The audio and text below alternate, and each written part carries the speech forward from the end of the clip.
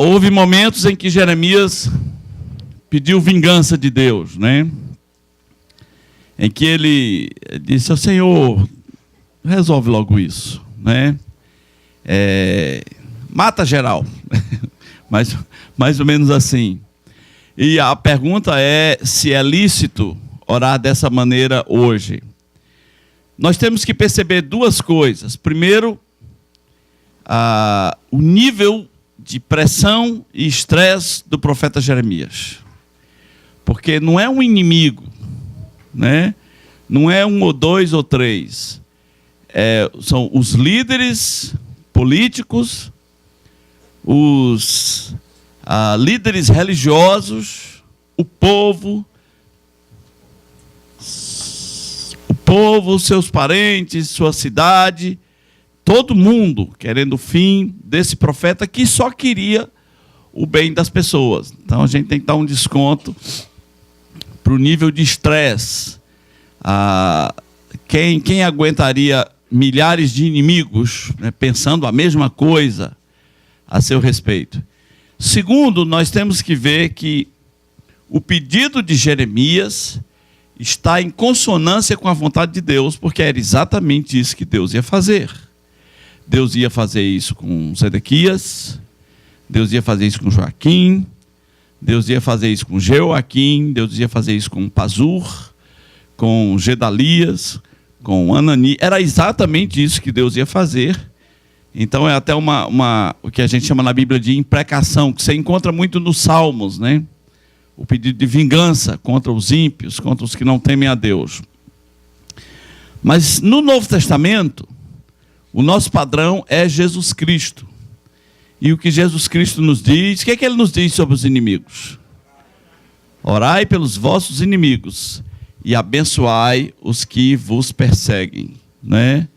Do resto, cuida Deus. Amém? Do resto, cuida Deus. Hoje à noite, o que eu quero é partilhar alguns versículos famosos que estão no livro de Jeremias e refletir rapidamente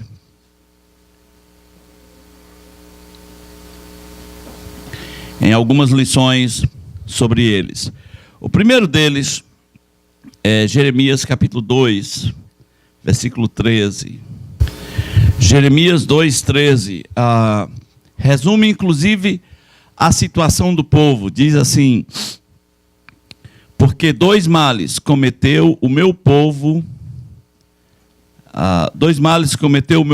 a mim me deixaram o manancial de águas vivas e cavaram cisternas rotas que não retêm águas. Isso aqui era um resumo da situação geral.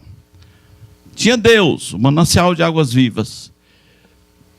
E as coisas que o povo estava buscando eram comparadas com uma cisterna rota, que não retém água. Estavam fazendo uma troca muito suicida. Às vezes, a vida da gente é assim. A gente troca coisas valorosas por coisas que não valem nada, por coisas passageiras, e às vezes vai piorando até ficar no nível que ficou Israel. O segundo texto é Jeremias capítulo 29, versículo 13, que diz assim: buscar-me-eis. Vamos ler versículo 12, diz assim: então me invocareis e passareis a orar a mim, e eu vos ouvirei. Buscar-me-eis e me achareis quando me buscardes de todo o vosso coração. Se tem uma coisa que você precisa aprender sobre essa passagem, é que nós vimos hoje de manhã, né? Ela foi citada no meio da carta de Jeremias. Ela foi citada no meio da carta de Jeremias, e ela tem a ver especificamente com o cativeiro babilônico. Deus já tinha falado em Deuteronômio, aliás, o livro de Deuteronômio trazia muitos alertas sobre o que ia acontecer se o povo abandonasse o Senhor.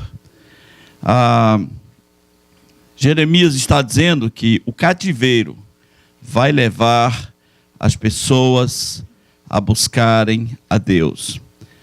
Aos nossos olhos, queridos, o cativeiro é muito ruim, não é? Pensa bem, perder tudo, perder as riquezas, ver alguns parentes serem mortos, tudo isso é muito complicado, é muito doloroso. Então a gente não consegue ver necessariamente uma coisa boa no meio disso. Porém, Israel, a nação de Judá, estava atolada em idolatria de maneira tal que chegou num ponto sem cura. Tão grande foi o nível de idolatria. A única maneira seria um tratamento tão radical que ficasse na memória da nação para sempre. E o cativeiro babilônico foi um tratamento muito radical. Foi ou não foi? Bem radical. Lá no cativeiro, eles buscaram a Deus. Lá no cativeiro, eles viram a libertação e viram também cumprimentos de profecias. Como, por exemplo, Deus disse que levantaria um cara. É uma das poucas profecias que diz o nome do cara. Levantaria um cara chamado Ciro, rei da Pérsia. Né? Ciro, pai do Xerxes. Do Xerxes dos 300. Né? Dos 300 contra Xerxes. Né? Do Rodrigo Santoro, essas coisas. Você vai fazendo aí as conexões. E Deus disse, eu vou levantar uma pessoa, o nome dele é Ciro. Ele que vai trazer vocês de volta. Né? Ciro, o persa. É ele que será o libertador. Esse tratamento foi tão radical, porque quais eram os pecados de Israel?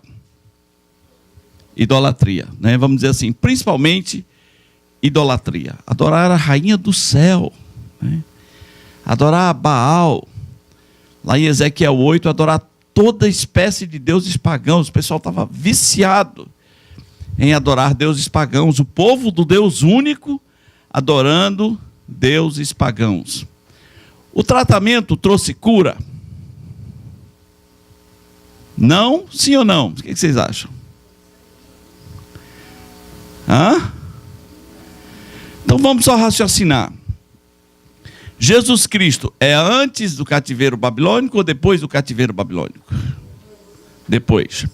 Jesus Cristo combateu vários pecados da nação de Israel. Sim ou não? Que pecados ele combateu?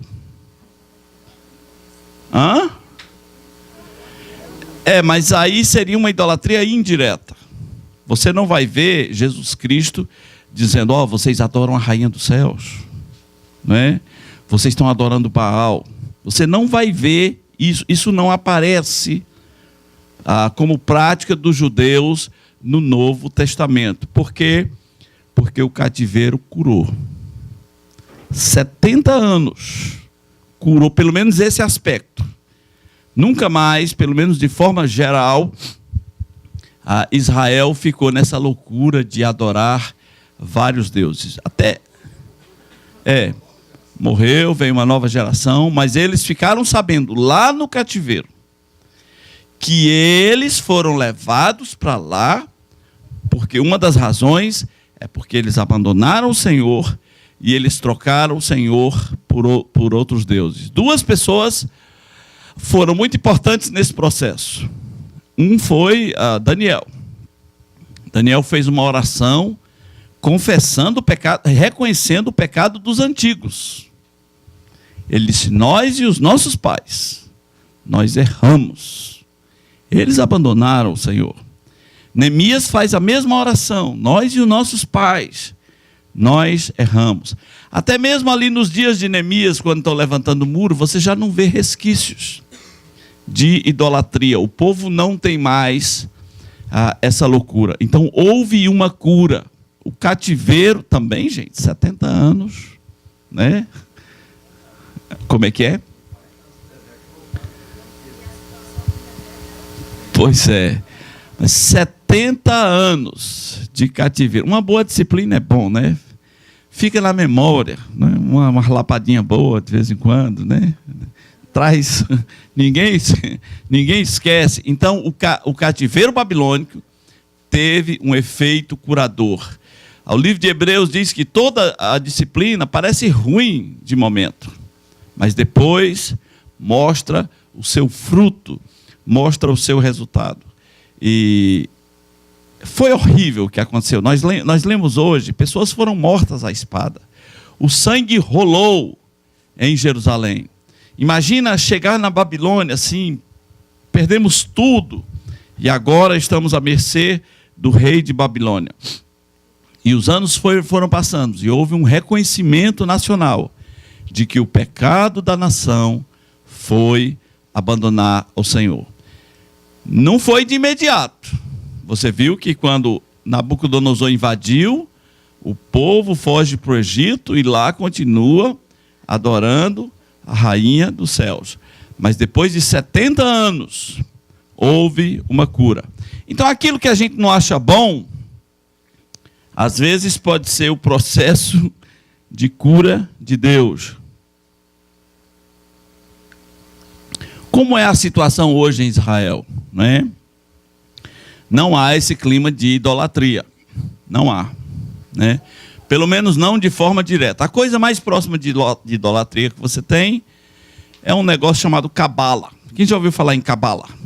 Né? Cabala é meio que o misticismo dentro da religião judaica. Mas, em geral, reconhece-se que há um só Deus. Deuteronômio 6,4. Né? O Senhor nosso Deus é o único Senhor. E como eles chamam esse Deus? Eles chamam de o Eterno. Eles só querem chamar desse nome. Eles não querem arriscar um nome qualquer. Eles não querem ser como os testemunhos de Jeová, que dizem que sabe qual é o nome. Ora bolas, eles são os donos da língua. E eles dizem, é o Eterno. Tudo que a gente quer dizer é que ele é o Eterno. Agora, se você for para Deuteronômio, capítulo 4, abra sua Bíblia aí, Deuteronômio capítulo 4.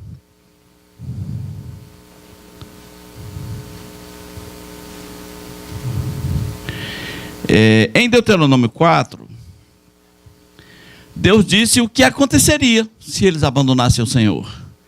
Então o cativeiro babilônico é um cumprimento disso. E aqui diz mais ou menos algo parecido com o que Jeremias diz. Ele diz, quando você diz assim, olha,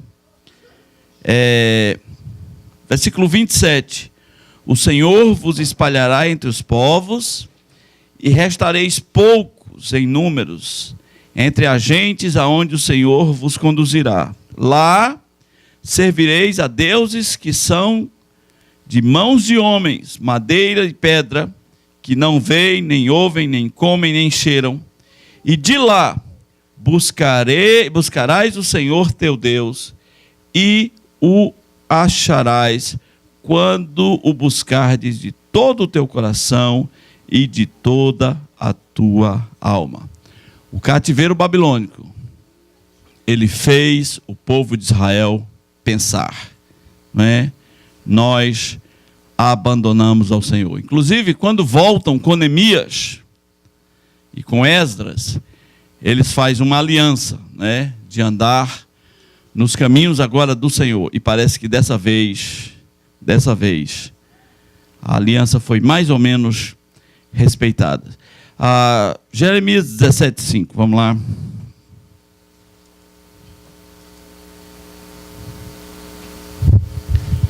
Jeremias 17,5.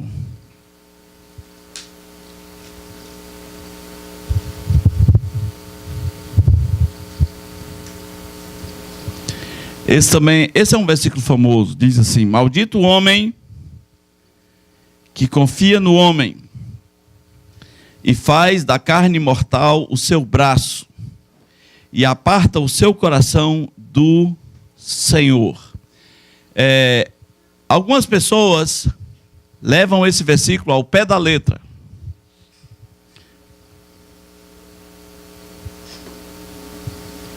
Maldito o homem que confia no homem. Então elas não confiam em ninguém. Elas têm um desconfiômetro ligados. Irmão, você pode me confiar para eu pagar você no mês que vem? Não, irmão, maldito o homem que confia no homem. Não vou confiar nisso. Não é disso que o texto está falando, né? Se você ler o resto do texto, você vê de pessoas que fazem do braço mortal a sua esperança. O contraste disso é bendito o homem que confia no Senhor. Essa é uma confiança espiritual, como se o homem tivesse poder. Sim, quem faz isso está trazendo uma espécie de maldição, né? Você achar que o ser humano tem o poder para te libertar. E dentro do contexto de Jeremias, provavelmente refere-se ao faraó do Egito. Porque diante da ameaça de Babilônia, eles pensaram assim, se a gente fizer uma aliança com o Egito, a gente vence o Nabucodonosor. Eles estavam confiando que o faraó seria o seu libertador. Então, nunca mais fique usando essa expressão levianamente. Ela não é para uma relação de confiança qualquer. Ah, pastor, mas eu não posso quebrar a cara por ter confiado em alguém? Pode. O nome disso é vida, não é? Mas isso não significa uma maldição. Significa que as pessoas têm problemas. O maldito homem que confia no homem de Jeremias é quando você bota a sua esperança num ser humano. Quando você acha que uma pessoa é que tem o poder, né, para dirigir as rédeas da tua vida. A 17:9, vamos lá. Esse também é muito famoso. Enganoso é o coração mais do que todas as coisas, e desesperadamente corrupto, quem o conhecerá? Simples assim. O coração é enganoso. Você devia pensar muito nisso quando você está apaixonado, né? Porque você fala, meu coração não me engana. Aham. Aham. O coração é enganoso e desesperadamente corrupto. Aliás, há quem diga que você não devia casar se você estivesse loucamente apaixonado. Você não devia casar. Eu estou loucamente apaixonado. Então espera um tempo, espera a loucura passar, para você ter condições de pensar. Quando você está louco, você não pensa. Uma paixão é isso. É algo que de repente... Lembra do filme O Máscara, né? Apesar de que é anos 90, mas o Máscara de repente virava o Máscara. Uma paixão é isso. Do nada você... eu estou apaixonado. E ninguém deveria casar quando estivesse loucamente apaixonado, não é? Porque se você está louco, você não está pensando. Se você está louco, está agindo loucamente, você não está no seu juízo certo. Você devia ser internado, né? Uma das coisas que mais desgraça a vida das pessoas neste mundo chama-se paixão. Em nome de uma paixão, você toma decisões contra tudo e contra todos. De repente tem um cara puxando cadeia, né? Não gosta de estudar, não gosta de trabalhar, se envolve em alguns problemas de vez em quando, mas a moça está apaixonada por ele. O nome dele é Zé Pezão, né? Aí quando vão falar dos defeitos dele, ela não consegue ver defeitos nele. Ela diz, gente, vocês não compreendem ele. As pessoas perseguem ele. As pessoas têm marcação com ele. Porque a paixão é tirar o foco de si mesmo e colocar na outra pessoa. A outra pessoa fica perfeitinha demais, fica idealizável demais. Aí você fala, mas o meu coração está dizendo. O que a Bíblia diz sobre o coração? É enganoso. O coração é enganoso e desesperadamente corrupto. Quem o conhecerá? Não é? Quando você se apaixonou pela primeira vez, 10 anos depois, você tem vergonha às vezes do que você... do que você fazia, do que você escrevia no caderno, do que você falava. coração não é necessariamente o critério. Coração aqui são as emoções, os nossos desejos. Nós temos que ter outros critérios. E, oh meu Deus, quando as pessoas se apaixonam, elas se esquecem quanto é 2 mais 2. Simples assim. Elas não conseguem raciocinar. Elas vão contra pai, mãe, pastor, contra o mundo, contra tudo e contra todos. E elas acham que estão certas. Olha só, eu já fiz casamentos no presídio. Umas mocinhas aqui fora, em liberdade, vão lá dentro casar com o preso, porque ela se apaixonou pelo preso, né? E ela vê algum futuro nisso, né? Elas juram que vai dar certo. Gente, mas ele não presta. Não, mas comigo ele muda, né? O coração é enganoso. Rapazes, você não vai mudar a mocinha. Ela é o que ela é. Se ela é barraqueira, provavelmente continuará o quê? Barraqueira. Se ela é mimada, continuará o quê? Mimada. Se é rancorosa, se é braba, se é delegada,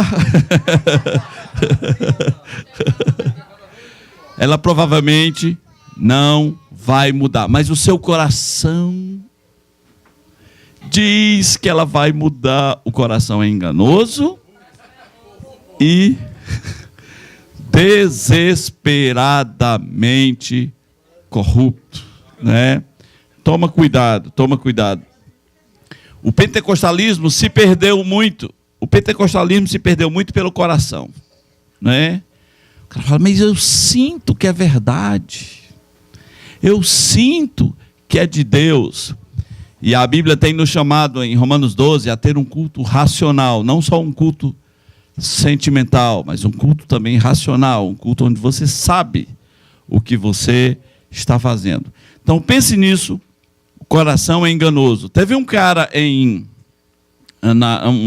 um cara que veio para a Guiana Inglesa, um americano chamado Jim Jones. Quem já ouviu falar em Jim Jones?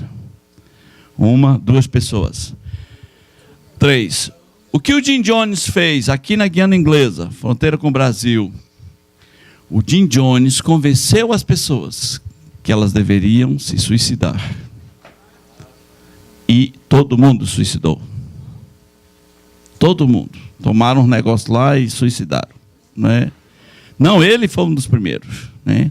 E as pessoas diziam, eu sinto do coração que esse homem é de Deus. Cuidado. Não é o teu coração que vai dizer se o cara é de Deus. Quem vai dizer se ele é de Deus é a palavra de Deus. Se as pessoas lessem as escrituras, elas não ficam vítimas do coração. Jesus disse, examinais o quê? As escrituras. Ok, próximo versículo. Próximo versículo em Jeremias 18, 5. Jeremias 18 é o texto do vaso, né, onde Deus diz, Jeremias 18, 5 e 6, né? Então veio a minha palavra do Senhor. Não poderei eu fazer de vós como este oleiro, ó casa de Israel. Diz o Senhor, eis que como barro na mão do oleiro, assim sois vós na minha mão, ó casa de Israel. E Deus refez o vaso, mas foi no cativeiro, né? Às vezes as pessoas não entendem o sentido de quebra a minha vida e faça de novo. Talvez você deveria dizer, quebre a minha vida e faça de novo, mas devagar, Senhor, né? Porque refazer o vaso às vezes vai envolver muita dor. Mas o fato é que Deus diz, olha, eu sou o oleiro, vocês são o vaso, e eu posso refazer radicalmente. Eu posso fazer com vocês o que o oleiro faz com o vaso. E por último, para a gente encerrar, um versículo em Lamentações. Lamentações de Jeremias, capítulo 3.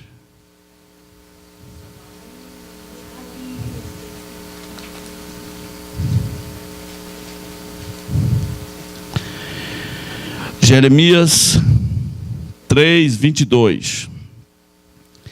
Uma coisa, aliás, Lamentações, né? Uma coisa que Jeremias vai dizer, e isso é curioso, é que Deus ama Israel. Deus ama Israel. Tem uma doutrina hoje que é a doutrina da substituição, de que a igreja substituiu Israel e que Israel não perdeu sua oportunidade, não tem mais direito à terra e etc, etc. A igreja é o novo Israel. Mentira. Igreja é igreja, Israel é Israel. Se você acha que igreja é Israel, pegue todos os versículos que tem a palavra Israel e bote lá a palavra igreja, ver se dá certo. Não dá. Há 3 povos na terra: os gentios, os judeus e a igreja de Deus. E Paulo disse: não vos torneis escândalos para nenhum desses 3. Paulo reconhecia que há 3 povos. Israel não é igreja. Deus tem um plano para Israel, Deus vai lidar com Israel no futuro. E Jeremias disse: olha, sabe quando é que o meu amor por Israel se acaba? Quando se quebrarem as leis da natureza. Quando falhar a lua. Quando falhar o sol. Aí o meu amor por Israel teria se acabado. Meu amor por Israel é eterno. Deus tem um propósito com Israel.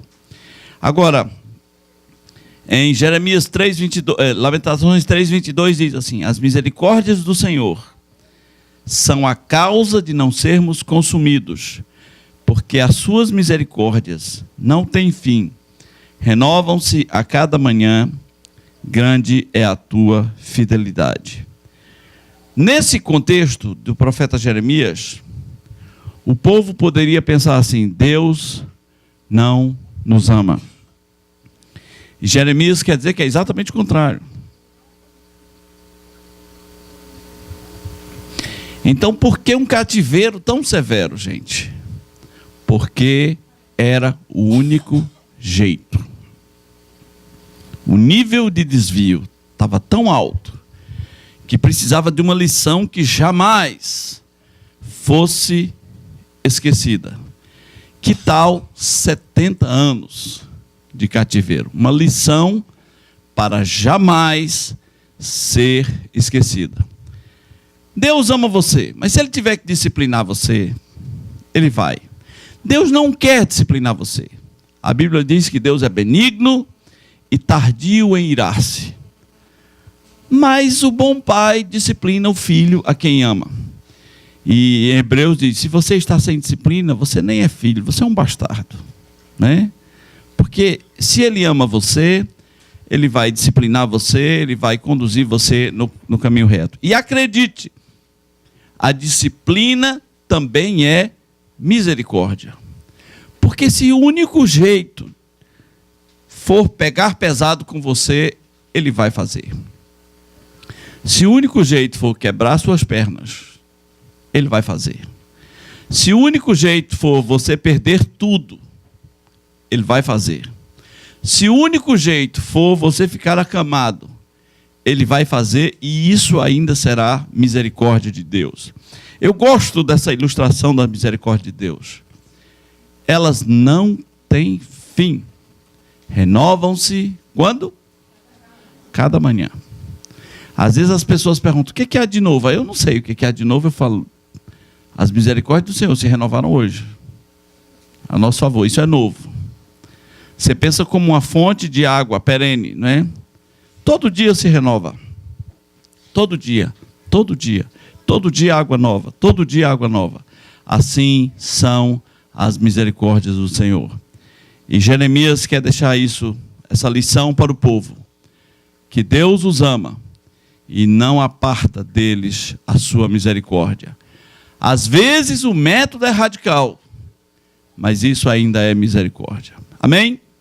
Vamos orar mais uma vez. Nosso Deus, te agradecemos, porque és tão bom para conosco, tão misericordioso para conosco. E te pedimos, meu Pai, que essas reflexões que fizemos aqui no profeta Jeremias façam com que nós sejamos apaixonados pela tua obra. Nós não temos tido a experiência de Jeremias, nós não fomos proibidos de casar, Nós não somos perseguidos e jurados de morte todos os dias.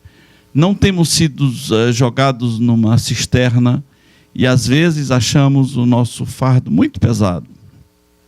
Cura isso em nós, ó Deus. Cura isso em nós, para que possamos entender que há uma vida para servir ao Senhor na Tua presença, que há muita facilidade para servir ao Senhor e que nós entendamos isso também como misericórdia do Senhor para nós. Pedimos em nome de Jesus. Amém.